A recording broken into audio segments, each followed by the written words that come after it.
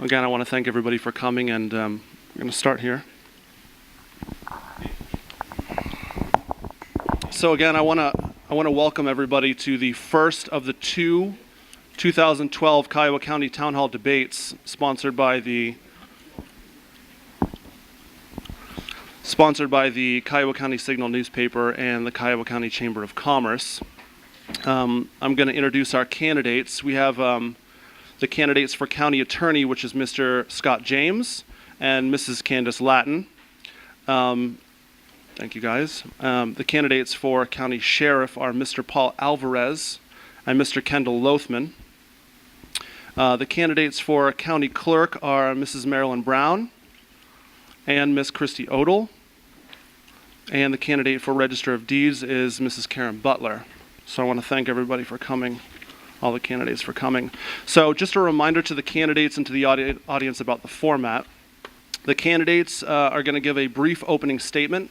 I'm going to ask questions either to the entire panel, to all the candidates for a single office, or to an individual candidate.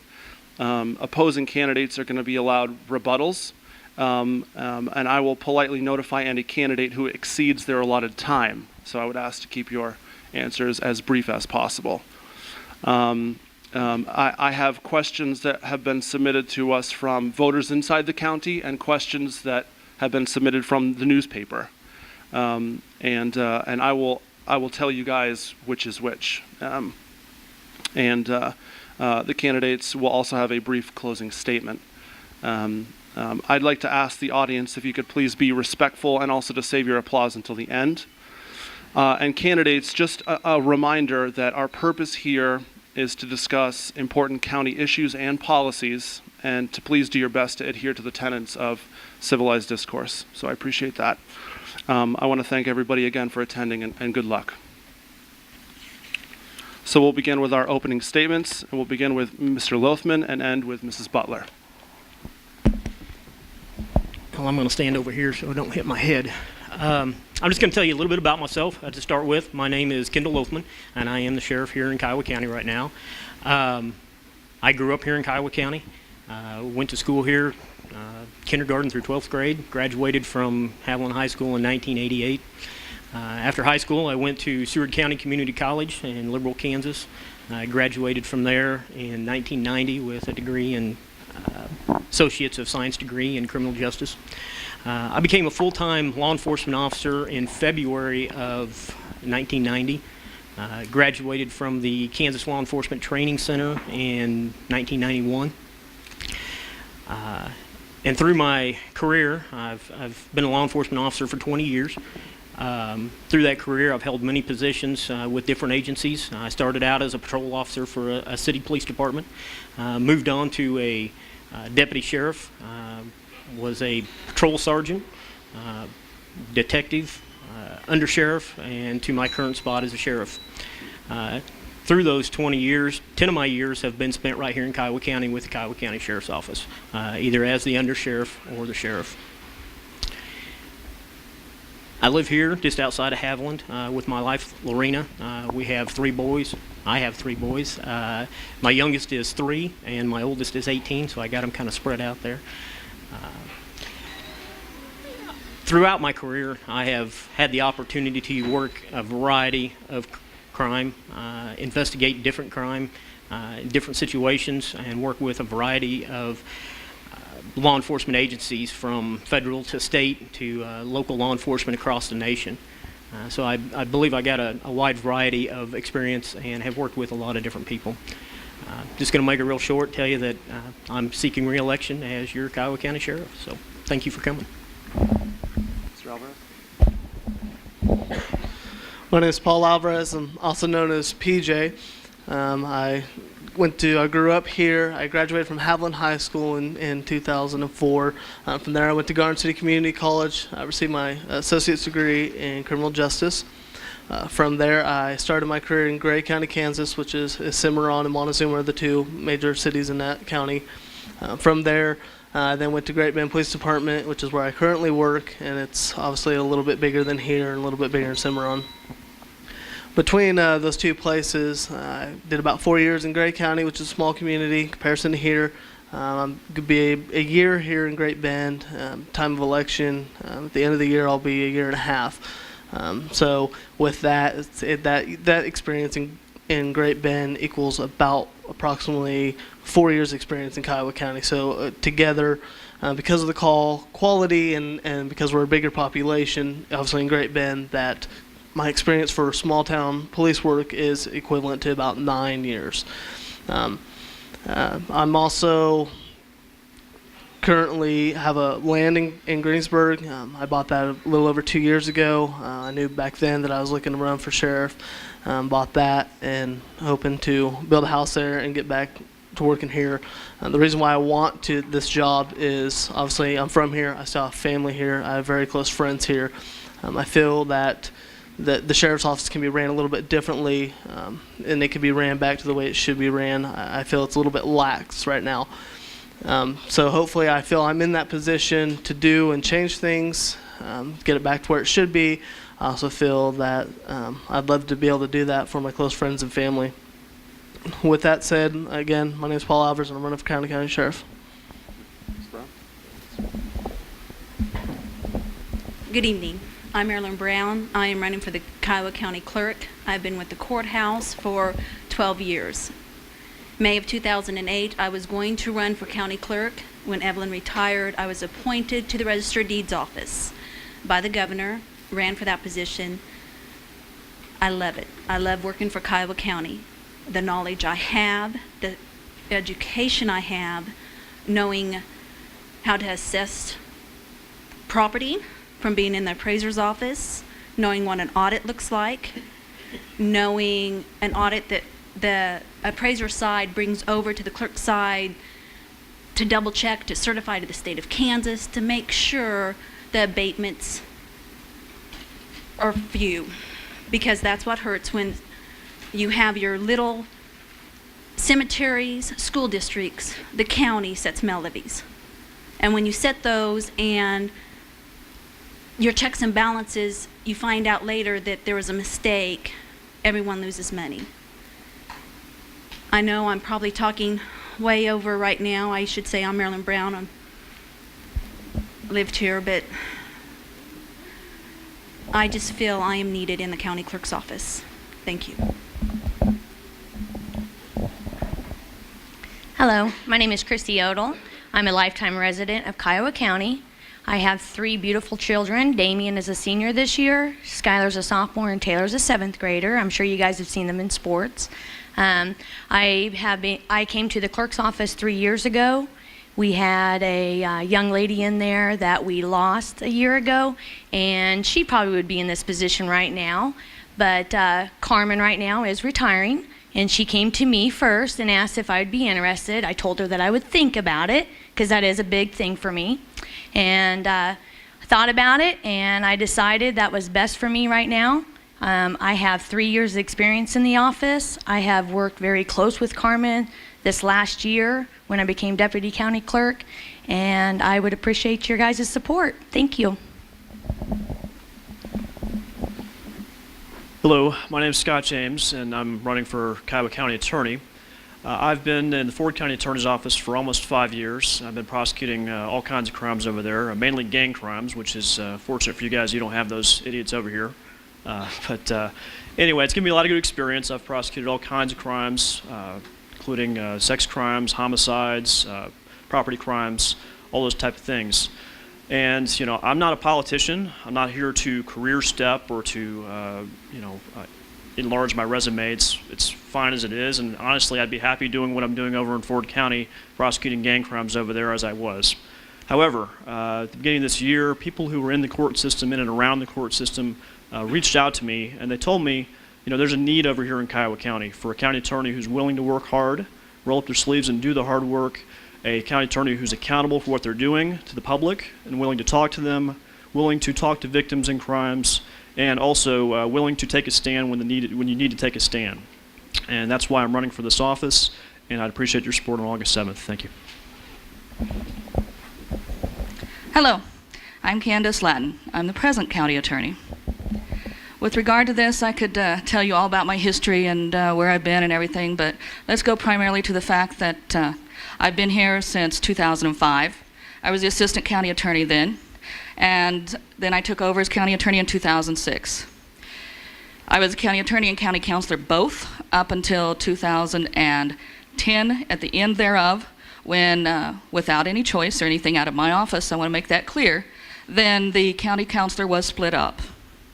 With regard to that, then since then it's been strictly the county attorney's office in my office and not a joint endeavor between county counselor and county attorney. For those of you that might have some questions, county counselor handles the civil matters for the county, and after the tornado it went rampant with regard to doing whether it's contracts, legal opinions, or whatever. Handled it for a while, after which there was a grant that brought somebody in. And for a while, then Dawn took over in my office as an assistant, and now she's just the county counselor. The county attorney, on the other hand, my, if you want to say, client, is the state of Kansas. So I do my best for the state of Kansas and the county of Kiowa. With regard to this, then I think everything's been going extremely well. I have a good relationship with the Sheriff's Department. I've worked with the KBI, the DEA, and several other departments that have been able to be within our area. And most of you know we've had the homicide in 2009, the trial in 2011, and different things that have gone on. I have always aggressively gone after any cases. Sometimes there's decisions to be made in a case that you may not be aware of. As a matter of fact, most of you will never come into contact with me or my office. Most of you will not come into contact with me because most of you aren't criminals or alleged criminals, and most of you hopefully will not be victims or witnesses. But those of you that do, I have always had and continue to have an open door policy. I would appreciate your vote, and more than anything, thank you for coming out today and listening to all of us speak. Hello, my name's Karen Butler, and I'm a lifetime resident of Kiowa County. I am running for the office of Register of Deeds. I have been working at the courthouse for 17 years. 12 years has been in the appraiser's office, and 5 years was for the Register of Deeds office. At that time, I was the Deputy Register of Deeds, and I'm very familiar with the process and how the office works, and I would really appreciate your vote and support. Thank you. Nope, you can hold on to that. So this is a question to the entire panel, so we'll begin with Mr. Lothman. Do you feel that the county as a civil entity is heading in the right direction or the wrong direction, and why?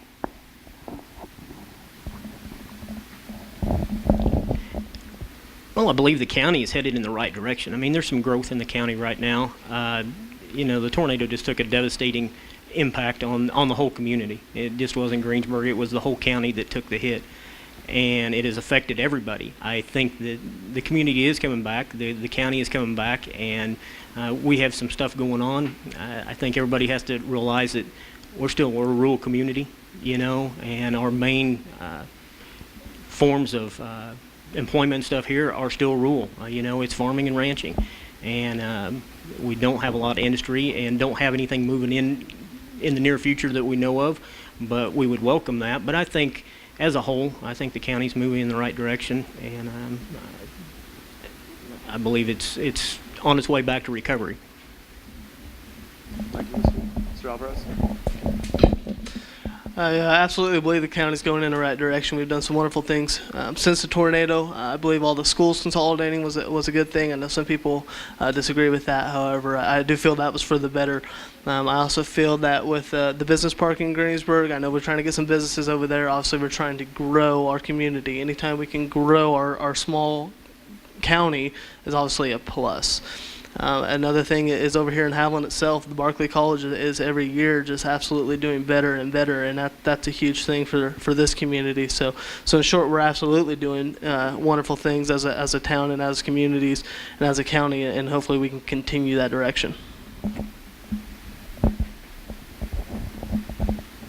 Yes, I feel our county is heading in the right direction. What scares me more is the state of Kansas, and we're losing funding.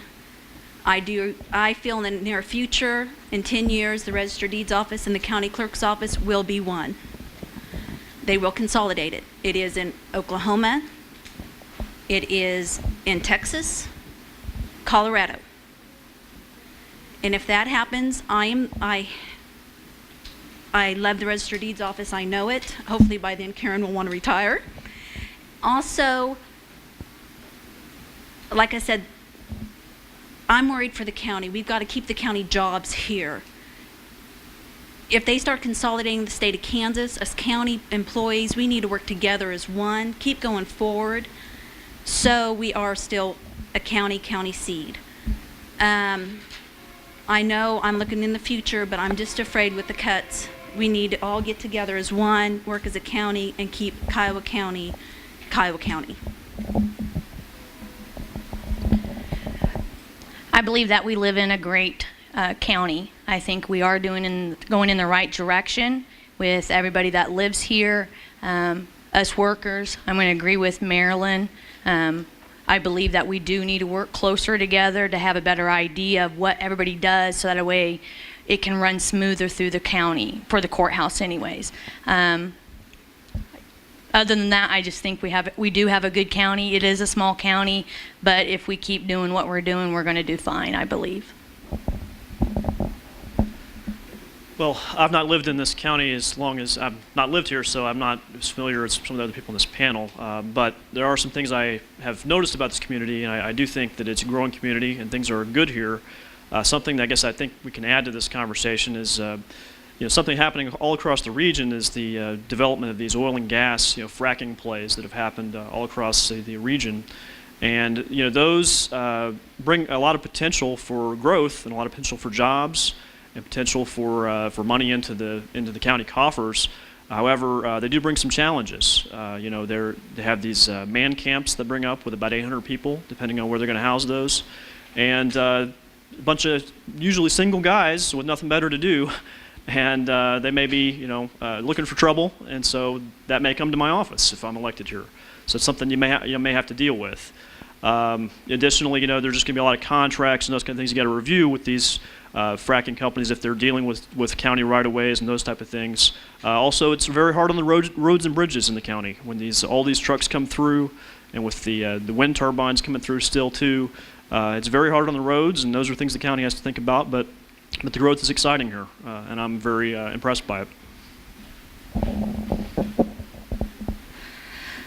As with my opponent, I don't live in Kiowa County, but I've been working with people in Kiowa County for, 6 years now.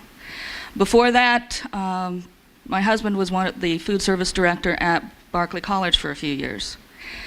I've seen the college, he's not there anymore, but I see the college growing over here. I see people coming in. I've heard students that come in, I've had people come by my office have talked about the college. I think everything's going well over here, and hopefully the small businesses will continue to grow over here.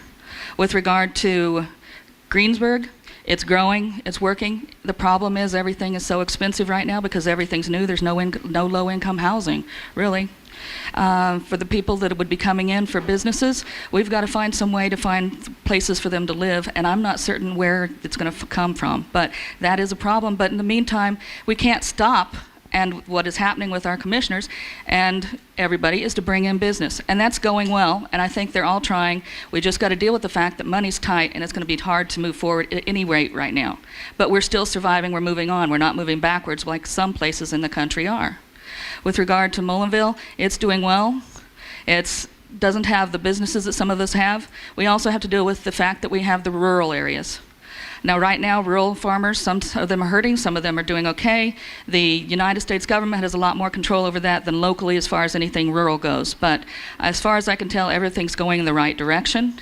We just got to keep working together and communicating, and that's one of the keys to keeping to moving, and we're going in the right way. Well, I think our community has come quite a ways since the disaster. I've seen all of us get together and work together, and I'm very proud of that fact. And it always amazes me every time I go to Greensburg and I see new things, and that Haviland and Mullinville and the rural people have all got together and helped each other out. So this is a question for the candidates for county attorney, submitted by a voter, and we'll begin with Mr. James. Mr. James, how would you handle a case of a sensitive nature in a county of this size that may upset county voters? And ultimately, would you prosecute an unpopular case of a personal nature if it meant you may not get reelected? Well, when you go to the Supreme Court of the United States, the words across the front of the building are equal justice under law. And that doesn't mean that some people get justice, some people don't, or it depends on what your last name is or what it isn't. You have to base your prosecution on the evidence of the case. You don't base it on political considerations. You don't base it on your personal acquaintances with people. Now, if it's somebody you're very close with, you may need to get somebody outside to handle it. But if it's not somebody that's your distant relation or something, then you have to suck it up and do the case. And if that is something that's going to be unpopular, the Lady Justice doesn't care if it's unpopular or not. She's going to want the result of justice. And so, no, you have to do the case, and you have to do it right. You have to do it based on the evidence and the facts. Mrs. Blatton, same question. With regard to that, correct. You have to do the case.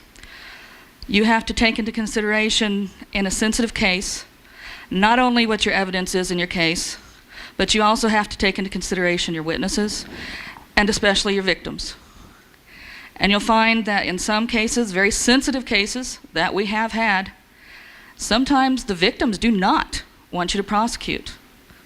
But you have no option. You have to prosecute. Your purpose is not simply to protect this one victim. Your purpose is to protect the public. And even though you may consider what is being said by the victim, the family of the victim, the witnesses, ultimately the decision has to be to move on and to prosecute that case.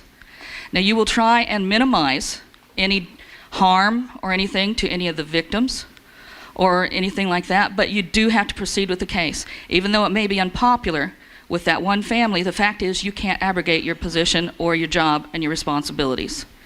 It is to the public at large. But you do want to consider what is being felt by the others, but you have to consider your position. Again, you're representing the state of Kansas. Thank you. This is a question for Mrs. Brown, submitted by a voter.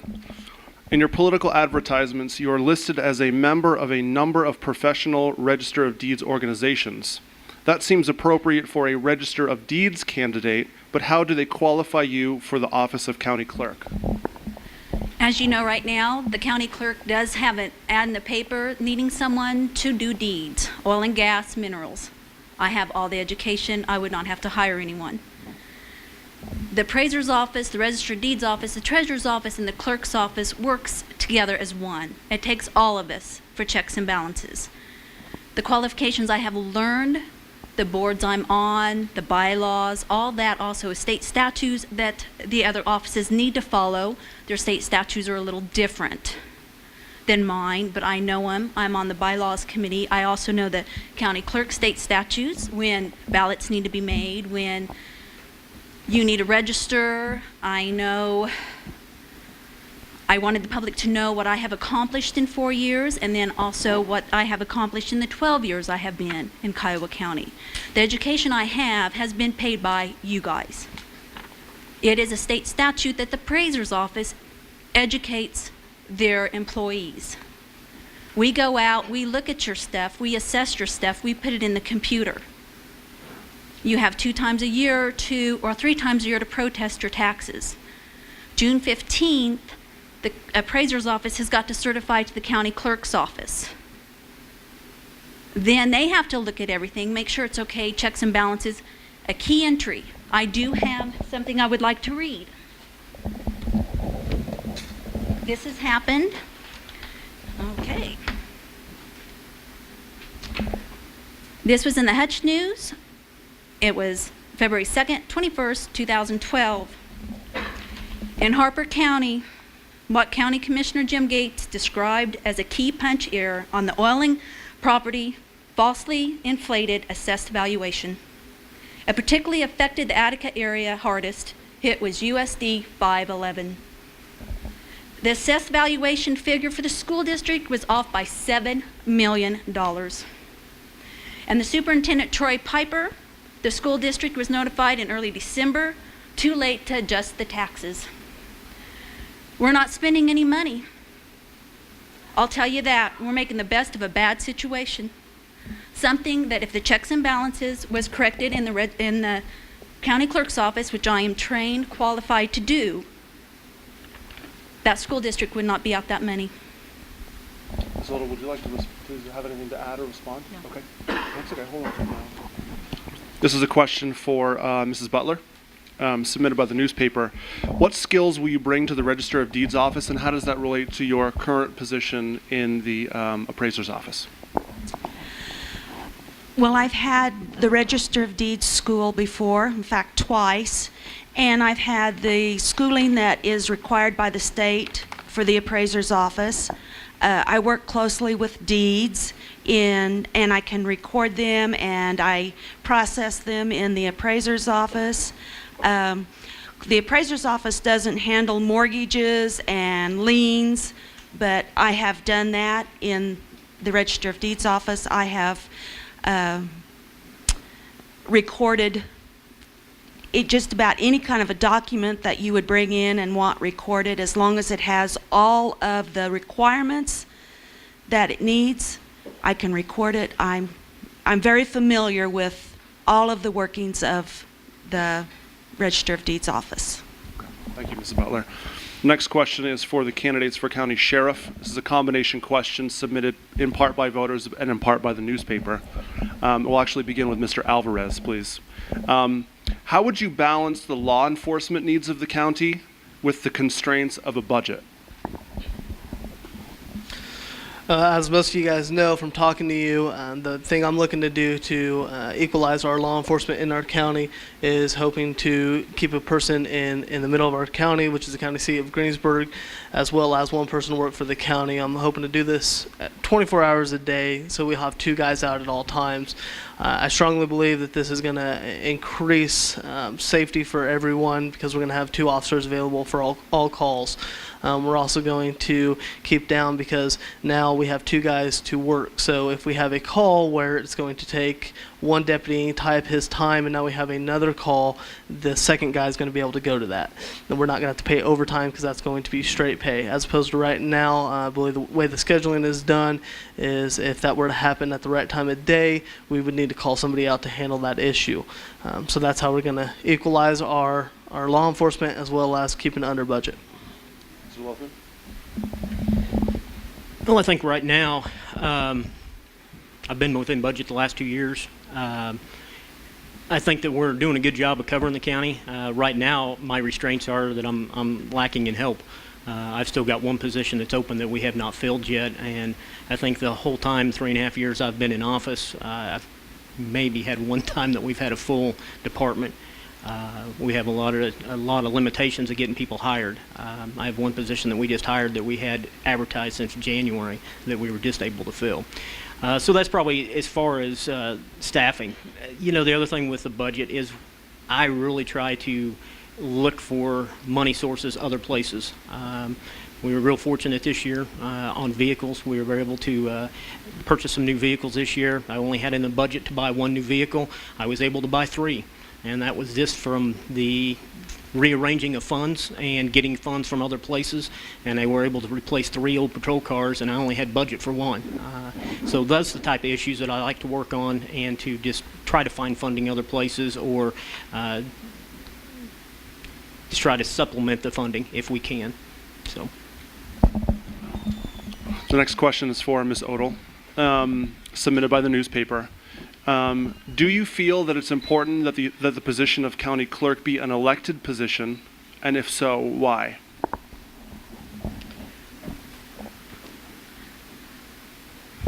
Well, in the past, the position has always been elected. It's a job that you can train on. There's actually, they send you to all the training to become a clerk, what to learn.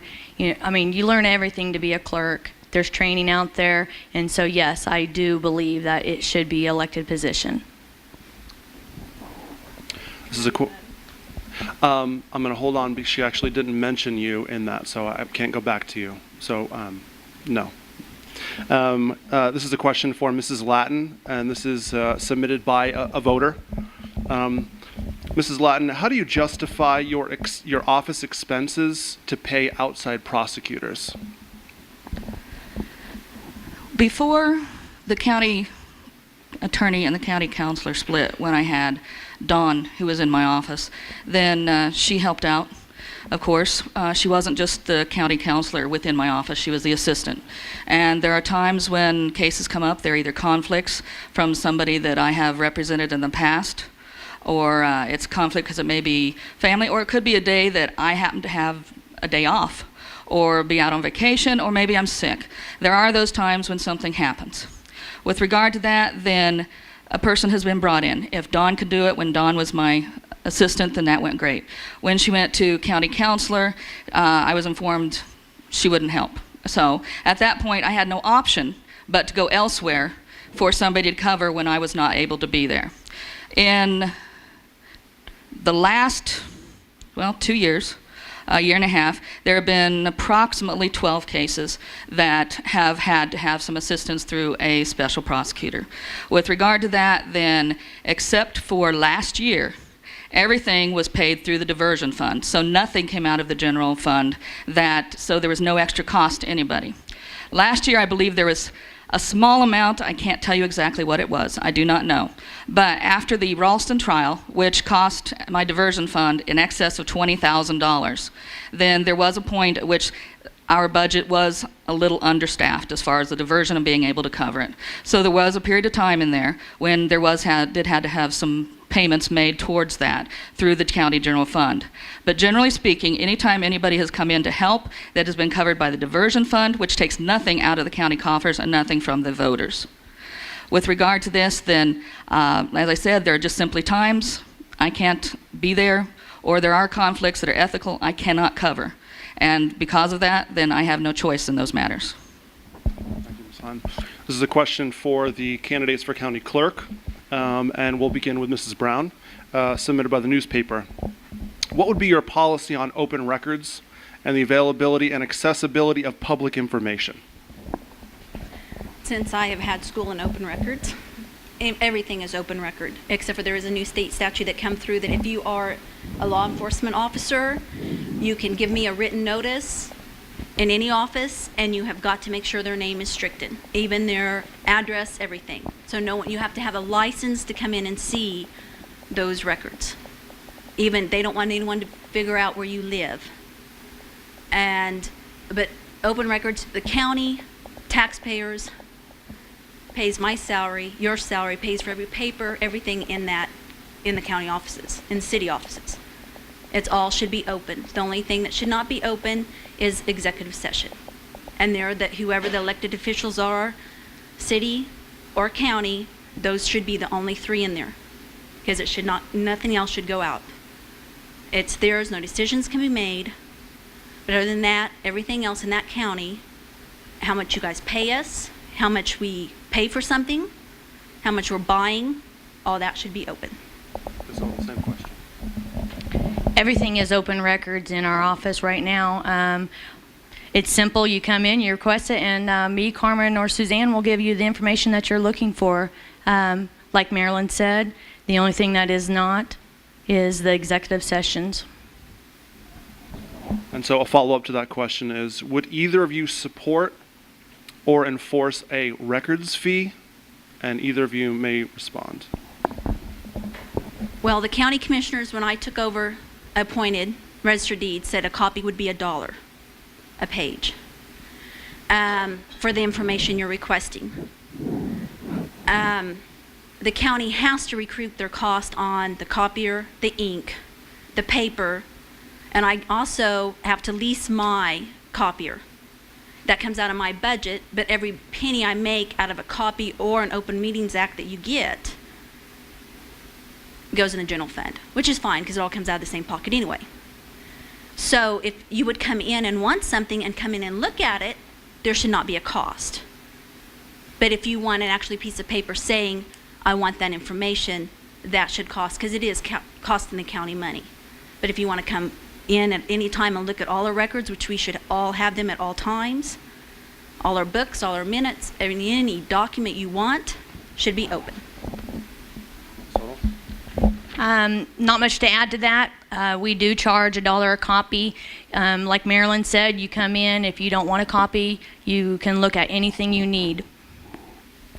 Thank you. This is a question for the county sheriff candidates, submitted by a voter to actually Mr. Alvarez. Should the sheriff's department hire only officers who live inside of the county, and why? As you guys know, that's something else that I'm pushing for, that we require our deputies to live in the county. With that said, I know a lot of the response to that is, where are they going to live? I understand that this is a hurdle, however, it's not a wall. We do have people that have moved in our county since the tornado, where the housing has been affected, who still live here and make equal pay of what the deputy is going to pay, so it is possible. With that, I feel that why requiring them to live in the county is, obviously we're going to grow our county population. That's something we want, as all towns, all rural. Again, they don't have to live anywhere certain as long as it's in the county. So again, potentially they could be growing even the population here in Haviland. Also with that is, we're going to increase our county revenue, and by that what we're going to do is, when we pay these people, they get their paycheck and they don't necessarily spend it back into our communities as they go back to where they live, whether it be Coldwater, Dodge City, Edwards County, wherever it may be. As small as it may be, I understand we're always going to go to Walmart and Dodge City, Pratt, to buy the bulk of our needs. However, the little things do adds up. Small business owners can tell you that. So we're going to increase that. Obviously, we're also going to increase our county school population by implementing this policy, and that's on the theory of most families consist of a husband, wife, and 2 kids. So in theory, per deputy that we require to move here, we're going to also increase our school population. Mr. Walton, same question. Well, I don't have a policy that my deputies have to live within the county, or my employees. I would love to have everybody that works in my office to live inside my county. It's not feasible right now.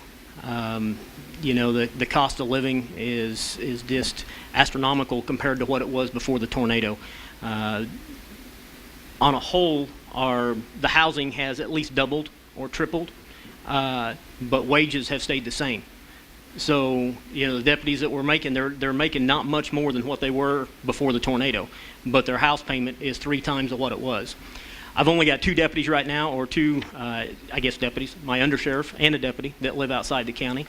I do have 7 full-time employees that live outside the county, and they can choose to drive back and forth from wherever they're at cheaper than they can live in our county.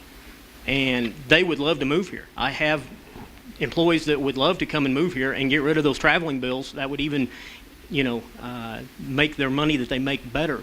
But they can't afford to do that. They can. It's easier for them to pay the fuel bills and drive back and forth than it is to find a house here that they can afford. Again, I would love them to live here, but right now that's not feasible, and I would lose half of my staff if I required them to be here right now. And I don't know where I would fill that staff from. Like I said, I've had a spot that I just filled that we've had advertised since January, and we were just able to fill that spot. And I have another one that I'm trying to fill now that I can't get filled.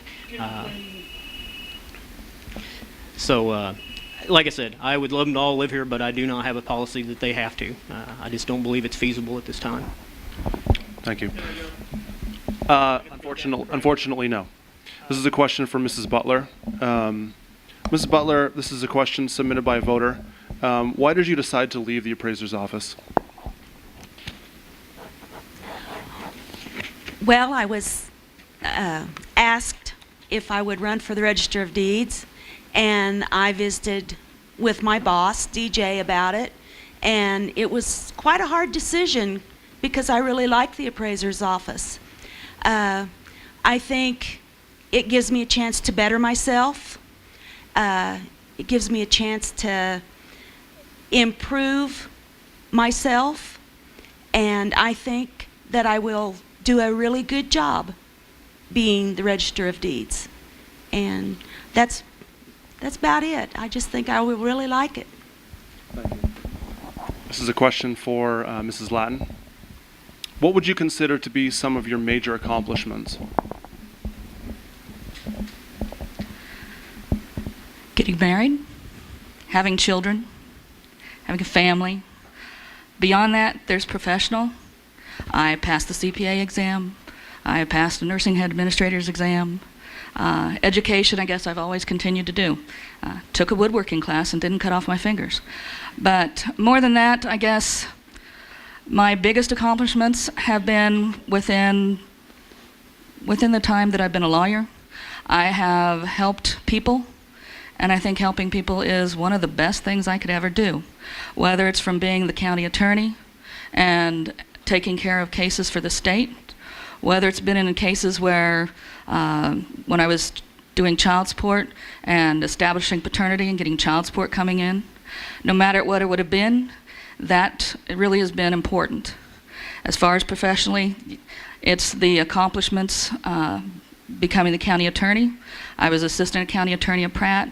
I was a county attorney in Stafford at one time. But I have to tell you that continuing on and working for the Kiowa County is one of the best things that I've ever done. I enjoy what I'm doing, and I hope to continue doing it.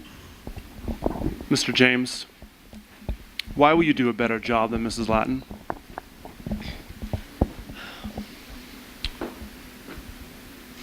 Well, we're having such a pleasant debate. I hate to really be negative, and that's what I really hate about politics, is you're asking people to sling mud and to be nasty, it's, I don't really want to do that, but as I said, people reached out to me to do this because they felt there was this need, and I think the need is because you need a county attorney who's willing, if anybody can sit in the county attorney's office and take pleas all day, and they can be there, as Ms. Latin said a moment ago, she can be there, if she's got other things to do, she's not going to be there. If I'm county attorney, I'll be there on a regular schedule. People will know what my schedule is. I'll be accessible to the public on those days. I'll make it work with whatever other things I have to do. And if there's going to be a trial, I'm not going to be afraid to do that trial. I've done 23 trials in Dodge City on all kinds of things. I had a trial with a guy who was, willing to kill another guy over a kilo of cocaine for the Mexican mafia. Now that wasn't a fun trial, as far as worrying about somebody bringing a gun into the courtroom, or being crazy. But it's a job I had to do, and I was willing to get in there. And I think the approach. There's two ways to be county attorney. I think I see this all over Western Kansas. There are county attorneys who sit there in the office and wait. Okay, I'm waiting on the case to come to me, and when the case gets here, then I'll deal with it. Or there's the approach that I'm going to be talking to my law enforcement officers at the very beginning of this process. I'm going to know what the case is about before it ever gets to my desk, so that I know I'm able to shape it to be a better case when it gets here. I'm able to actually do the things that we need to make it a better, presentable case. And I think that that's the approach I would take, is to be working with them at the very inception of cases that were important to the community. And that's something I've done, in Dodge City, particularly when we indicted all the gang members that went to federal court. If I just sat there and waited for those gang cases to roll in and for a great case to drop in our lap, we never would have indicted those guys. Instead, we were at the beginning of the process, we were developing informants in order to get people to break up that gang. That was the problem in Dodge, was that gang was causing too much violence. And we went ahead and found people who were able to infiltrate that gang, able to go ahead and to destroy it eventually. Now, they may come back, it's not magic, the federal indictment, they may be a problem, at one point again in Dodge City, but that's how we had to do it. And the issues here in Kiowa that people raise to me are mainly, especially rural crimes, are burglaries and drugs. It's a lot of drug dealing, drug use, and since Ms. Latin's been in office, anybody can do this. They can go to a website called Casper, K-S-P-R. It's where they keep all the records for offenders who are put on probation or put in prison. And if you look up drug dealers, you'll find that before 2004 or so, drug dealers in this county went to prison if you dealt drugs. After that time, not so much. They're getting probation just about every time. I found one guy that didn't get probation, and that was because I think he had a federal hold at the time. But anybody can look up those records. You can just leave the database blank. The website's spelled K-S-P-E-R, and put in the county Kiowa. And it'll pull up 211 people all the way back to the 80s. You can look at anybody's records you want on that. And being willing to go ahead, it may not be easy to prosecute drug dealers and to put in the hard work on the trial, but it has to be done if you want to eradicate the problem, or at least to suppress it to a degree that improves the quality of life. I'm sorry, I probably took too long. Okay, Ms. Latin, you have an opportunity to respond. With regard to this, I guess it all comes down to a little bit of the question of visibility in the community or what you're doing. You've got to be careful that you don't put yourself into a position of being a witness in a case. And as far as cases go, then I have had no problem whatsoever with my law enforcement. They do very well at working their cases, doing their jobs. They bring things over to me. They call me in the middle of the night if they have any questions, or they can wait until I get in the office. And I am in the office on a regular basis. My purpose is to prosecute crimes, not to go out and find them. My purpose is to make certain that when that case gets to my desk, I prosecute it. Now, with regard to the drug dealers, things have changed over the years. Sentencing guidelines have been put in effect. And with regard to those guidelines and drug dealers and things, you got to keep in mind that sometimes it's not what I do that means that somebody goes out on probation. The guidelines say that based upon criminal history, this is where they go, whether it's presumed probation, whether it is prison. So the fact that changes of the law have taken place always also affects who has gone to prison, who hasn't. With regard to this, I don't sit on my thumbs. I don't sit there and do nothing. We are reviewing cases. We are working with the Sheriff's Department or the KBI. We're contacting to find out if we get any information back from the labs. And we are prosecuting the cases, and we are prosecuting them aggressively. With regard to this and the fact that Mr. James was contacted by people within the county to run for election, so was I. But other than that, I guess with regard to it goes, there's just a difference of opinion as to how the office would be. But I would be in the office. It's a regular occurrence. It's a regular schedule. We're 9 to 5. And if I'm not there, my secretary is there, and she can find me. Thank you. This is a question for Mr. Lothman. Mr. Lothman, what would you consider to be some of your major accomplishments? Does it specify accomplishments in law enforcement or just Yeah, and at our office? I apologize to Mrs. Lattin because I was intending the question, your answer was fine. I was intending it to be in your professional capacity as an incumbent. What are some of your major accomplishments? I apologize for that. I meant to clarify. Well, over my law enforcement career, I mean, there's just so many. Just one off the top, last year I was accepted to and I graduated from the National Sheriff's Institute. National Sheriff's Institute is a schooling put on by the National Sheriff's Association. You have to apply to go to that. They just don't accept you just because you send it in. You have to apply and be accepted, meet the criteria. I was accepted it last year, attended it in Colorado, and graduated from there last year. I thought that was a neat deal. They only accept, in that class, they only accept 30, I think there was 36 students in that class from sheriffs across the nation.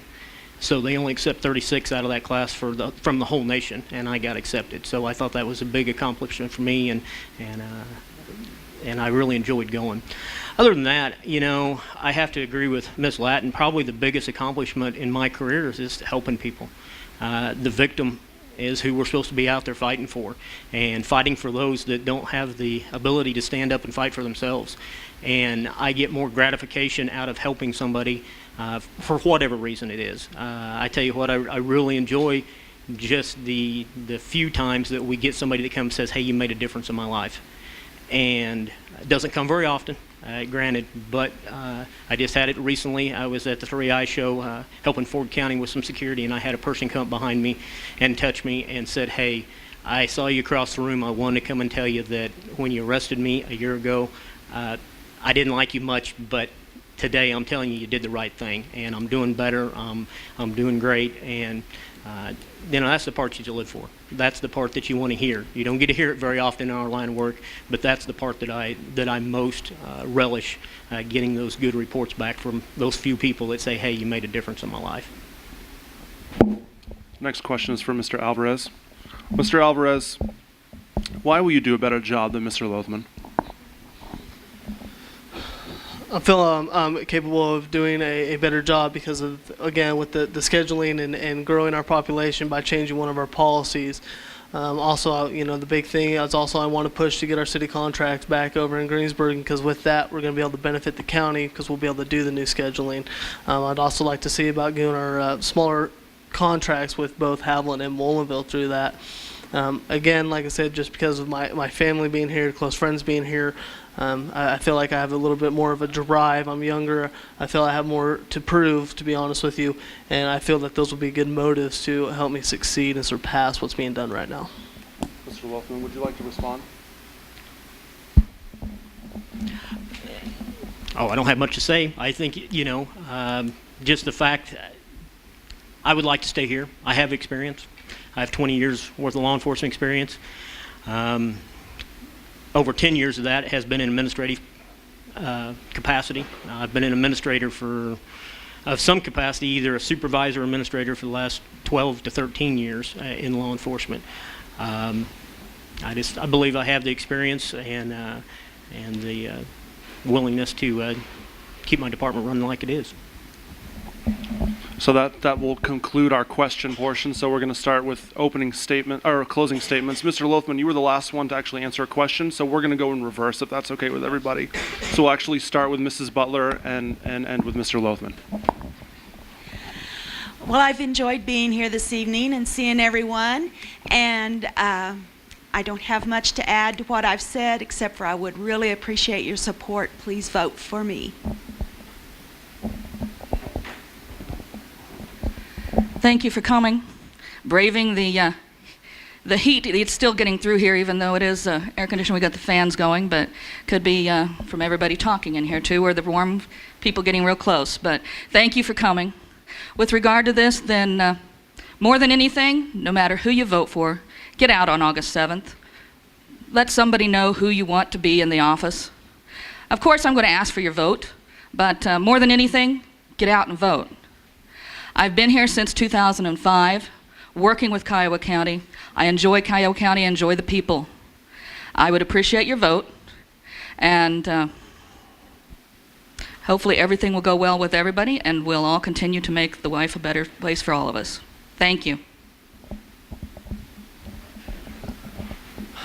Well, I'd like to thank the hardware store for having us tonight, and the Signal for inviting all of us. And, I guess I feel like I've learned a lot over the last couple of months. I've been all over this county. I've been in Mullinville, I've been in Haviland, I've been in Greensburg. I went down to Belvedere, Kansas. I found all 6 houses, so I've talked to a lot of people.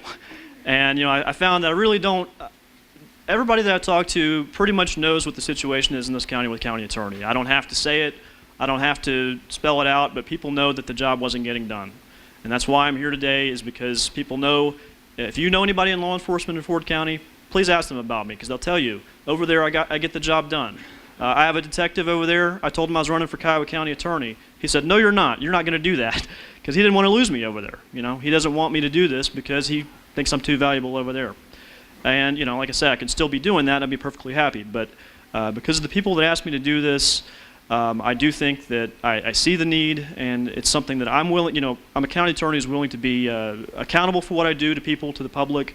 I'm willing to put in the hard work when it's required. And if there's a moral stand you need to take, and you need to take something to trial, I'm willing to do that, put in the hard work and take the stand when you need to take it. And for those reasons, I'd echo Ms. Lattin's sentiment that everybody needs to come out on the 7th and vote. And of course, I'd be asking for your support on that day. Thank you. I'd like to add thanks for everybody for coming out. It's really nice to see a bunch of faces out here. I was afraid with the 4-H fair that the turnout wasn't going to be very good, so I do appreciate you guys coming out. I would also like to add, I would really appreciate your guys' support on August 7th. I have been in the clerk's office for 3 years, so I have been, that's 3 years of experience in the office. So please come out and vote. I am the election officer. So if you guys aren't able to make it, please call me and I will get an application out in the mail to you so you guys can advance vote, because voting is very important. And me and Carmen had this discussion the other day. It's kind of a race. I believe that we're going to have a good turnout this year. In the past, we haven't. And so I would really appreciate if everybody would come out and support us. Thank you. I would like to add that the county clerk's office did not become an elected official office till 1976. It was the county appraiser and county clerk was one, and it was appointed by the commissioners. Not until 1976 did it become an elected office. That is why the appraiser's office and the clerk's office, they needed their checks and balances, because they were out assessing all the values and also putting it on the tax rolls. You need that in another office, so when it gets certified, you check it. So to make sure when you set your mill levies, they're correct, that we don't have to worry about anything. Payroll, yes. Insurance, accounts payable, all comes out of the clerk's office. You get trained for that. I can do payroll. My husband has his own business. It's the assessed totals that comes across from the appraiser's office that they separated in 1976 and made the county clerk's office elected, that you have to check.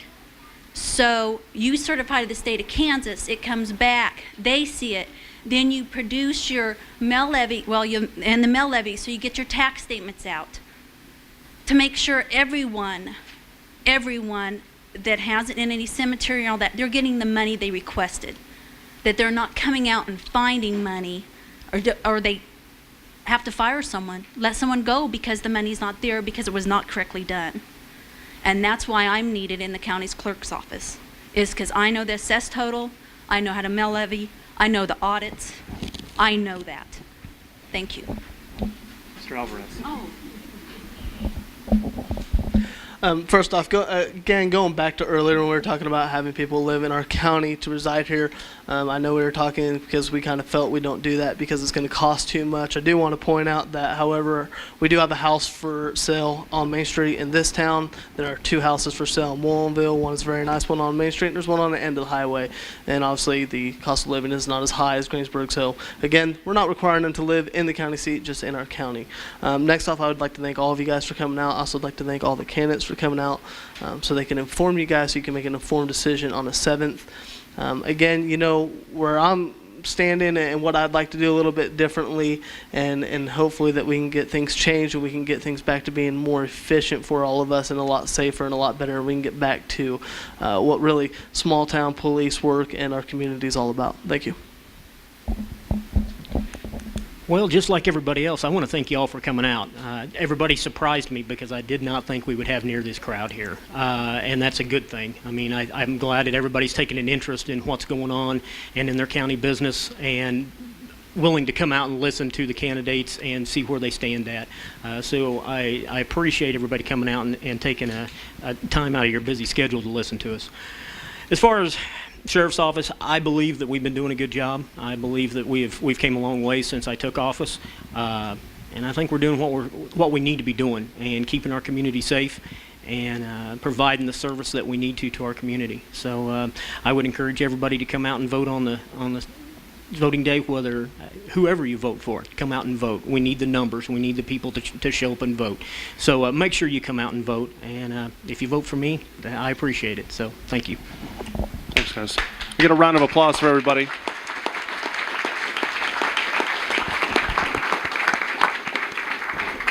So, just before we finish, I just want to thank all the candidates for coming. I want to thank Vic Hannon and the Haviland Hardware and Grocery for hosting us, by the way. And also the city of Haviland and also the Media Center for making this debate available to people who could not be here. And just a reminder that the County Commissioners debate will be next Friday starting at 7 o'clock at the Kiowa County Senior Center in Greensburg. So I hope you will also attend. And thank you everybody for coming.